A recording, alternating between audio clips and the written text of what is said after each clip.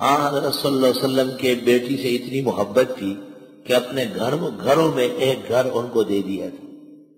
بخاری شریف میں ہے، عبداللہ ابن عمر سے کسی نے علی کے خلاف بات پوچھی تو عبداللہ ابن عمر نے کہا انظر بیتہ مع بیوت رسول اللہ صلی اللہ علیہ وسلم، دیکھ حضرت نے اپنے گھر کے ساتھ بیٹی کو گھر دیا ہے۔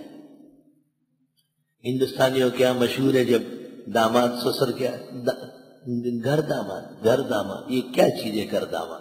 یہ پیغمبر کے خلاف پراپیگنڈا ہے، یہ نبی کے سنت کے خلاف بغاوت ہے۔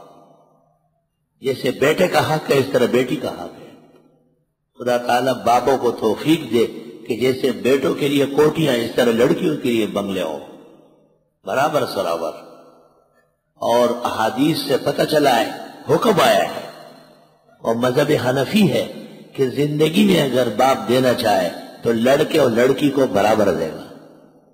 مرنے کے بعد تو للذکر مثل حظ الانثیین ہے، لڑکے کے لیے دوہرا اور لڑکی کے لیے کھیرا، یہ وراثت ہے۔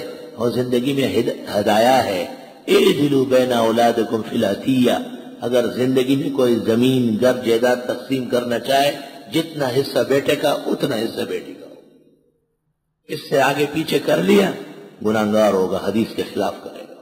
اعدلوا بین اولادکم فی العطیہ۔ اللہ، ایک دن حضرت تشریف لائے اور فاطمہ سے پوچھا علی کہاں ہے؟ این ابن عمی کی؟ اس نے کہا کسی بات پر ناراض ہو کے باہر نکل گئے۔ اللہ، حضرت علی کی تلاش میں نکلے۔ یہ دستور ہے کہ جب بیٹی اور داماد میں ناچاقی ہو جائے تو لڑکی والے داماد کی طرف ہو جائے اور لڑکے والے اپنی بہو کی طرف ہو جائے، کبھی بھی جھگڑا نہیں ہوگا۔ وہ کہے ہمارا لڑکا زیادتی کرتا ہے، اس کو ایسا نہیں کرنے دیں گے، لڑکی والے کا نہیں ہماری لڑکی نے نافرمانی کی، ہم اس کو سیدھا کریں گے، کبھی بھی جنگ نہیں ہوگی۔ دونوں خاندان آپس میں شیر و شکر ہوں گے۔ کماکل لوگ کیا کرتے ہیں، اپنے لڑکے کو شہزادہ سمجھتے ہیں، وہ کہتے ہیں ہماری لڑکی کوئی شہزادی سے کم ہے کیا؟ دو خاندان آپس میں ٹکر گئے۔ اب جب دو خاندان آپس میں ٹکر گئے تو تیسرا بیچ میں آ کے صلح کرانا کاری باشد، آسان کام نہیں ہے۔ حضرت صلی اللہ علیہ وسلم نے جا کے دیکھا کہ حضرت علی مسجد میں آئے ہیں اور آرام کر رہے ہیں، تو آپ نے اسے اٹھایا اور قم یا ابا تراب، اٹھو، مٹی پہ لیٹے ہوئے۔